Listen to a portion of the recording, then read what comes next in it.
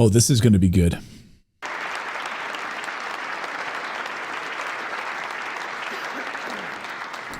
Speaking to a room full of warmongers in Europe. Thanks to all the gathered delegates and luminaries and media professionals, and thanks especially to the hosts of the Munich Security Conference for being able to put on such an incredible event. We're, of course, thrilled to be here. We're happy to be here. And, you know, one of the things that I wanted to talk about today is, of course, our shared values. And, you know, it's great to be back in Germany. As you heard earlier, I was here last year as United States Senator. I saw Foreign Secretary David Lammy, and joked that both of us last year had different jobs than we have now.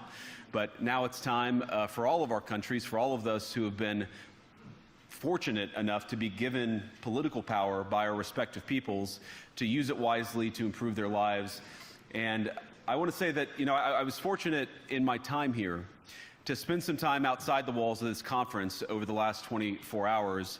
And I've been so impressed by the hospitality of the people, even as, of course, as they're reeling from yesterday's horrendous attack. And the first time I was ever in Munich was with my wife. Yeah. An Afghan national seeking asylum runs through a crowd of people in Munich in a Mini Cooper. A guy that had been on the police radar before, of course, and they knew who he was. Sound familiar? You know, illegal immigrants in the country illegally. Germany is in a recession. It's on the verge of collapse. Their businesses have closed. They are in an energy crisis, all of their own making, of course. And then when you open up your borders to tens of thousands of illegal aliens, it ruins your country's culture. And look at the violence that's unfolded across Germany. But no one will talk about it. Mainstream media doesn't want to talk about it. Actually, who's here with me today on a personal trip. And I've always loved the city of Munich, and I've always loved its people. And I just want to say that we're very moved, and our thoughts and prayers are with Munich and everybody affected by the evil inflicted on this beautiful community. We're thinking about you, we're praying for you, and we will certainly be rooting for you in the days and weeks to come. Now, nice words. Nice. I hope that's not the last bit of applause that I get, but it might be. We gather because you're going to scorch them. Conference, of course, to discuss security, and normally we mean threats to our external security. I see many great military leaders gathered here today. But while the Trump administration is very concerned with European security and believes that we can come to a reasonable settlement between Russia and Ukraine, and we also believe that it's important in the coming years for Europe to step up in a big way to provide for its own defense, the threat that I worry the most about vis-a-vis Europe is not Russia, it's not China, it's not any other external actor. And what I worry about is the threat from within, the retreat of Europe from some of its most fundamental values shared with the United States of America. He's exactly right. You know, Europe has ceded its sovereignty to the European Union in Brussels. So 80% of all decisions that need to be made about Germany are made in Brussels. These countries have lost their sovereignty. And President Trump has said, we are, instead of dealing with the European Union in our negotiations, we're going to deal with each of these countries individually because we believe you guys are individual countries. You've given up your sovereignty to this basically unelected globalist cabal that sits in Belgium. And that is really the cancer that he's talking about here. It's not from Russia. The warmongers think that Russia is going to invade Europe. They're not. Russia is not going to invade Europe. Russia has enough land. They have no desire to invade Europe. And so really the threat is from within. He's absolutely right about this. He's going scorched earth right now. Now, I was struck that a former European commissioner went on television recently and sounded delighted that the Romanian government had just annulled an entire election. He warned that if things don't go to plan, the very same thing could happen in Germany too. Now, these cavalier statements are shocking to American ears. For years, we've been told that everything we fund and support is in the name of our shared democratic values. Right. Everything from our Ukraine policy to digital censorship is billed as a defense of democracy. But when we see European courts canceling elections and senior officials threatening to cancel others, we ought to ask whether we're holding ourselves to an appropriately high standard. And I say ourselves because I fundamentally believe that we are on the same team. Yeah. So in Ukraine, when Zelensky, the little cocaine-sniffing troll, cancels elections, and we're told by Nancy Pelosi and Chuck Schumer that we are upholding democratic values in Ukraine by supporting Ukraine, a country that has literally murdered political enemies, journalist friends of mine who were killed by the Ukrainian government, and canceled elections, burned books. I mean, literally, that's exactly what's happened in Ukraine. So what democratic values are we upholding by having a dictator, cocaine-sniffing troll in Zelensky running the show? We must do more than talk about democratic values. We must live them. Now, within living memory of many of you in this room, the Cold War positioned defenders of democracy against much more tyrannical forces on this continent. And consider the side in that fight that censored dissidents, that closed churches, that canceled elections. He's talking about Ukraine. Guys? Certainly not. So amazing. He just said what I just said, which is, yeah, that's exactly what Ukraine just did. And thank God they lost the Cold War. They lost because they neither valued nor respected all of the extraordinary blessings of liberty. The freedom to surprise, to make mistakes, to invent, to build. As it turns out, you can't mandate innovation or creativity, just as you can't force people what to think, what to feel, or what to believe. And we believe those things are certainly connected. And unfortunately, when I look at Europe today, it's sometimes not so clear what happened to some of the Cold War's winners. I look to Brussels, where EU commissars warn citizens that they intend to shut down social media during times of civil unrest the moment they spot what they've judged to be, quote, hateful content. Or to this. Yeah, you want European Union telling you what's hateful content? You want these warmongers and globalists who pushed us into lockdowns and forced COVID vaccines on all of us? You want those people to tell us what is hateful content? What is disruptive content? Very country where police have carried out raids against citizens suspected of posting anti-feminist comments online as part of, quote, combating misogyny on the internet, a day of action. I look to Sweden, where 2 weeks ago the government convicted a Christian activist for participating in Koran burnings that resulted in his friend's murder. And as the judge in his case chillingly noted, Sweden's laws to supposedly protect free expression do not, in fact, grant, and I'm quoting, a free pass to do or say anything without risking offending the group that holds that belief. Oh. And perhaps most concerningly, I look to our very dear friends, the United Kingdom, where the backslide away from conscience rights has placed the basic liberties of religious Britons in particular in the crosshairs. A little over 2 years ago, the British government charged Adam Smith Connor, a 51-year-old physiotherapist and an Army veteran, with the heinous crime of standing 50 meters from an abortion clinic and silently praying for 3 minutes. Not obstructing anyone, not interacting with anyone, just silently praying on his own. And after British law enforcement spotted him and demanded to know what he was praying for, Adam replied simply, it was on behalf of the unborn son he and his former girlfriend had aborted years before. Now, the officers were not moved. Adam was found guilty of breaking the government's new buffer zones law, which criminalizes silent prayer and other actions that could influence a person's decision within 200 meters of an abortion facility. He was sentenced to pay thousands of pounds in legal costs to the prosecution.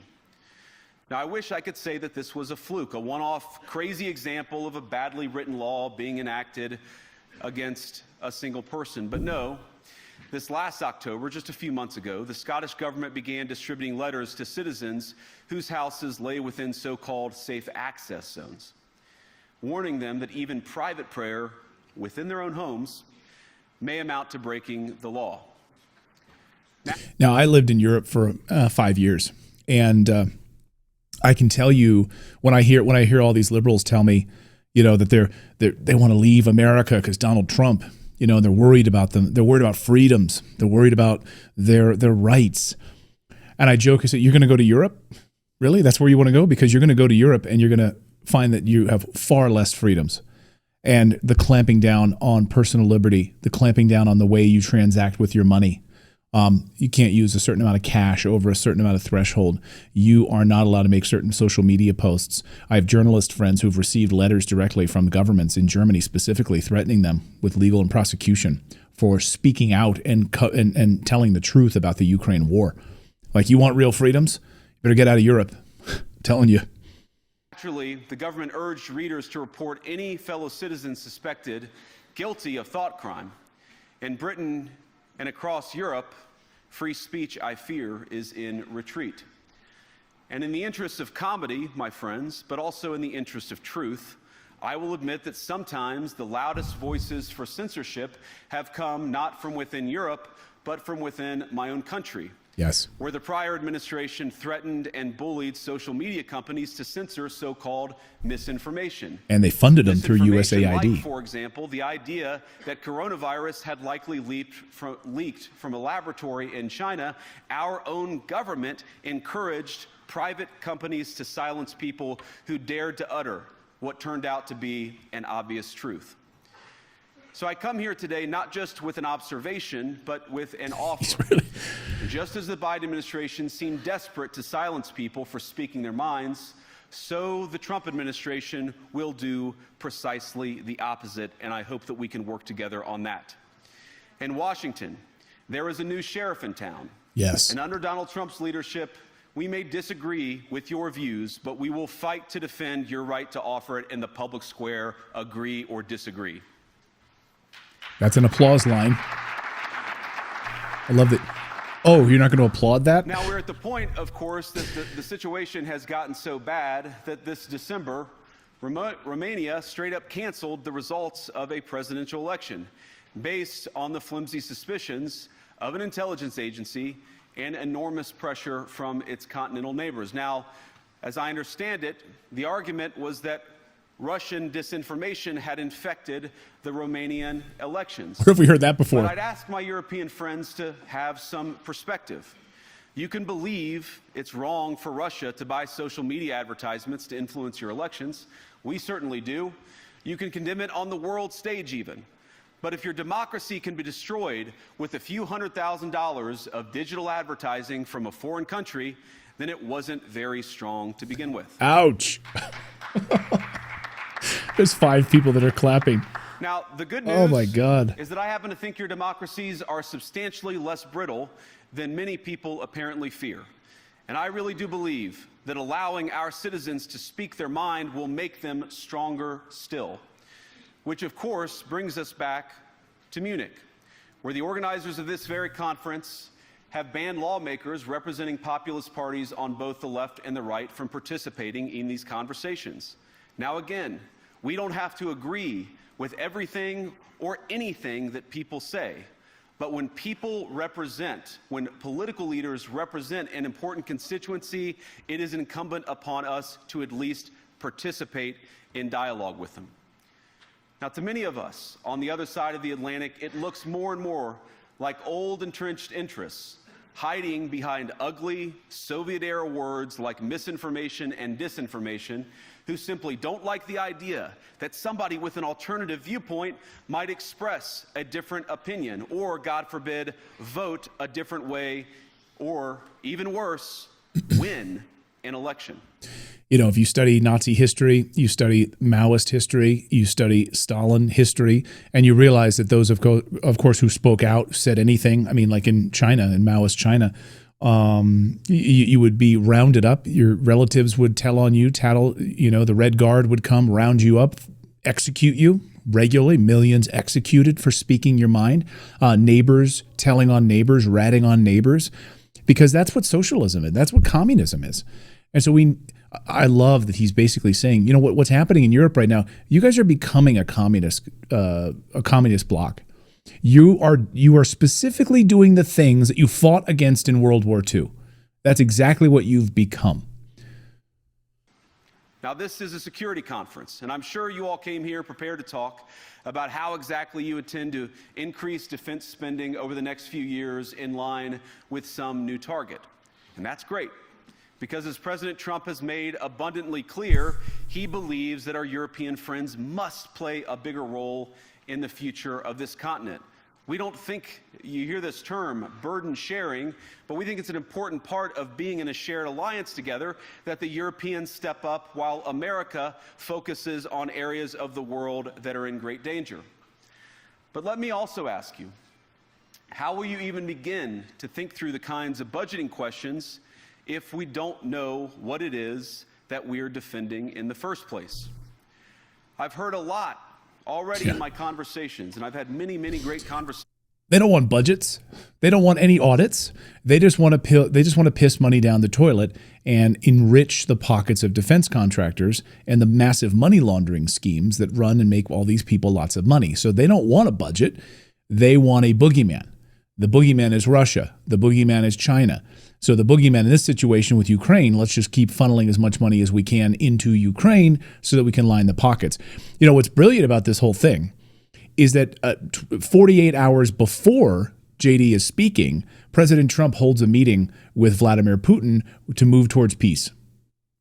And this totally undercut their plans at the Munich Security Conference, because at this conference, and this is why Olaf Scholz of Germany declared a state of emergency, because they want to continue funneling as much money as they can into Ukraine, and they see it as somehow that, you know, Russia is going to invade Germany next unless they support and funnel more money into Ukraine, so millions of, you know, more children, young people, young men can die in Ukraine. So that's, I mean, they don't want a budget.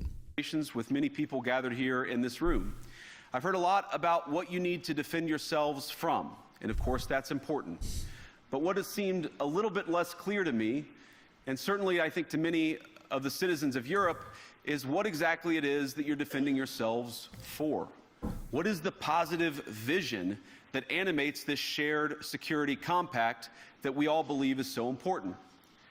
And I believe deeply that there is no security if you are afraid of the voices, the opinions, and the conscience that guide your very own people. Europe faces many challenges, but the crisis this continent faces right now, the crisis I believe we all face together, is one of our own making. Yes. If you're running in fear of your own voters, there is nothing America can do for you, nor for that matter is there anything that you can do for the American people who elected me and elected President Trump. You need... Wow.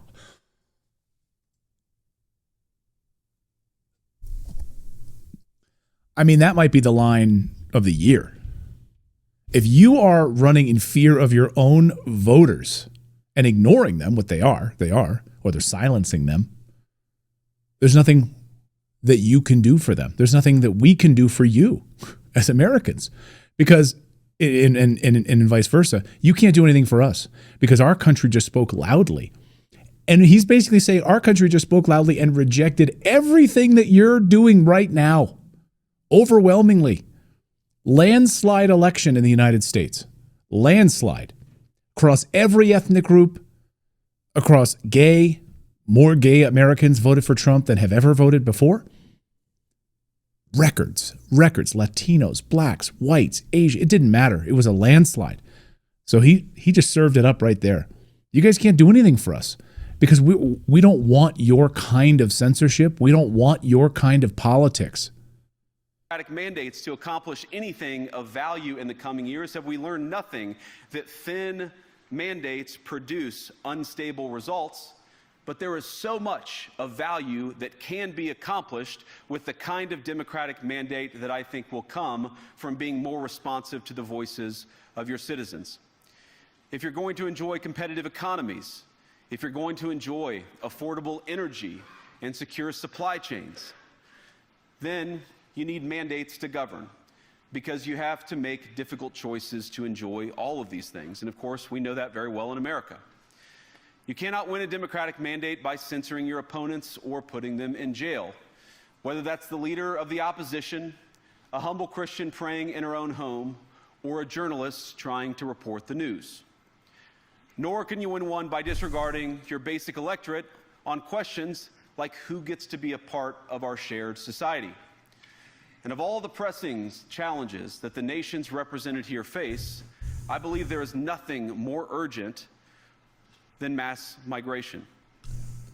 You're going to say this to their face? Europe is essentially collapsing under the weight of illegal mass migration, pouring through Portugal, Germany, Sweden, France, Italy. The list is endless right now. Denmark. Here's an interesting piece about Denmark, right? So they have massively high taxes among the middle class and the lower class in order to pay for health care. And so when you're paying for health care, that system works when everyone is paying into the system. But when you have mass migration coming in and you have illegal immigrants coming in who then are staying home and not working and they're living off of the government dollar, that system collapses. And that's exactly what's happening across Europe. So you're going to say this to their face? Today, almost 1 in 5 people living in this country moved here from abroad. That is, of course, an all-time high. It's a similar number, by the way, in the United States, also an all-time high. The number of immigrants who entered the EU from non-EU countries doubled between 2021 and 2022 alone. Did it? And of course, it's gotten much higher since. Whoa. And we know the situation, it didn't materialize in a vacuum. It's the result of a series of conscious decisions made by politicians all over the continent and others across the world over the span of a decade. We saw the horrors wrought by these decisions yesterday in this very city. Wow. And of course, I can't bring it up again without thinking about the terrible victims who had a beautiful winter day in Munich ruined. Our thoughts and prayers are with them and will remain with them. But why did this happen in the first place? It's a terrible story, but it's one we've heard way too many times in Europe and unfortunately too many times in the United States as well. An asylum seeker, often a young man in his mid-20s, already known to police, rams a car into a crowd and shatters a community. How many times must we suffer these appalling setbacks before we change course and take our shared civilization in a new direction? Wow. Wow. Well, a young Afghan national who's known to police, who rams his car. See, what he's doing right now in Europe, I will tell you. I've interviewed these politicians in Europe. I've been there. I live there. What he's saying to them right now is the type of thing that would be silenced in Parliament if he stood up and had a microphone in Parliament. He would be silenced. He'd be blocked for saying these things. It's remarkable that he's allowed to get away with this. He has a captive audience. And now this is going to be broadcast all over the world. He's telling Europe, like, you guys have failed. And I'm telling you right to your faces. And they can't censor him. They can try to, Andrew Bridgen in British Parliament. They can try to silence him. They can try to silence these different people, Christine Anderson and others. Can't silence him. He's telling them right to their face. No voter on this continent went to the ballot box to open the floodgates to millions of unvetted immigrants. But you know what they did vote for? In England, they voted for Brexit, and agree or disagree, they voted for it. And more all over Europe, they're voting for political leaders who promise to put an end to out-of-control migration. Now, I happen to agree with a lot of these concerns, but you don't have to agree with me. I just think that people care about their homes, they care about their dreams, they care about their safety and their capacity to provide for themselves and their children. And they're smart. I think this is one of the most important things I've learned in my brief time in politics. Contrary to what you might hear a couple mountains over in Davos, the citizens of all of our nations don't generally think of themselves as educated animals or as interchangeable cogs of a global economy. And it's hardly surprising that they don't want to be shuffled about or relentlessly ignored by their leaders. And it is the business of democracy to adjudicate these big questions at the ballot box. I believe that dismissing people, dismissing their concerns, or worse yet, shutting down media, shutting down elections, or shutting people out of the political process protects nothing. In fact, it is the most surefire way to destroy democracy. And speaking up and expressing opinions isn't election interference. Even when people express views outside your own country, and even when those people are very influential. And trust me, I say this with all humor, if American democracy can survive 10 years of Greta Thunberg scolding, you guys can survive a few months of Elon Musk. but German democracy. Oh, yeah, because Germans have no sense of humor at all. So it's like, he made a joke. Can't laugh at that. Nah, nine jokes. No, of course the Germans are the most humorless. Mostly, I met a few funny ones, but mostly no, like no jokes. So Greta Thunberg, we had to listen to 10 years of her telling us that the earth is about to collapse under a weight of plastic straws. And because of our nuclear power plants, and then Germany shuts down its nuclear power plants and goes into an economic and an energy crisis. United States CIA blows up their Nord Stream pipeline, the greatest ecological disaster in human history, and no one says a word about it. They're totally quiet about it. So we're tired of being preached to by Greta Thunberg. So you guys can deal with a few months of Elon Musk calling out your corruption and looking at where all of this money is being funneled. You guys can deal with that, okay? So suck it up.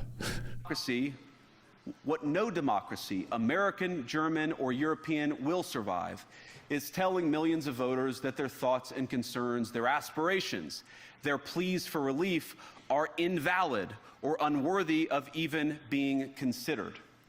Democracy rests on the sacred principle that the voice of the people matters. There's no room for firewalls. You either uphold the principle or you don't. I can tell you, having lived in Europe, many news websites are just blocked. You can't get access to certain news websites. So you have to use a VPN. I mean, for us to do our job, we had to use a VPN on a regular basis just to get access to the truth. Oh, you want CNN Portugal? Oh, yeah, you can get that, no problem. It's pure propaganda, of course, because and it goes along with the marching orders. But you want actual news from actual sources? Sorry, blocked. The people have a voice. European leaders have a choice. And my strong belief is that we do not need to be afraid of the future. You can embrace what your people tell you, even when it's surprising, even when you don't agree. And if you do so, you can face the future with certainty and with confidence, knowing that the nation stands behind each of you. And that, to me, is the great magic of democracy. It's not in these stone buildings or beautiful hotels. It's not even in the great institutions that we have built together as a shared society. To believe in democracy is to understand that each of our citizens has wisdom and has a voice.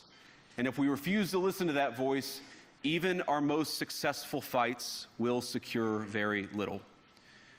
As Pope John Paul II, in my view, one of the most extraordinary champions of democracy on this continent or any other, once said, "Do not be afraid."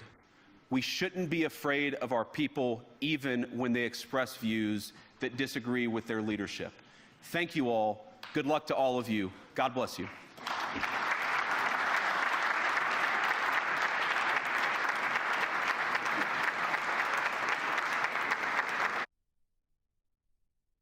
Whoa. So many people not clapping. Unbelievable. I see the Saudis there clapping. Unbelievable speech. I mean, you're telling them you guys have eroded your freedoms. What you fought for in World War II, the evil, the censorship, all of it, you are now becoming. You have become what you hated. You have become what you fought against. And by the way, the United States is right there. I mean, he's only, and I think, and I liked his approach to this. He's speaking from a place of compassion, saying, look, this has happened to us. We have this shared issue. We're trying to fix it on our side. I'm telling you, this is what's going to happen to you guys. Like the chickens are going to come home to roost here in Europe really soon. That's an unbelievable speech. The balls that guy has. Are we looking at the next president of the United States? Because I sure as hell hope so. If he speaks like that on the world stage in front of an audience like that, I'm proud. I'm proud to be an American when I see a speech like that. Unbelievable. I'd love to know from our German viewers how that resonated there in Munich. Unbelievable.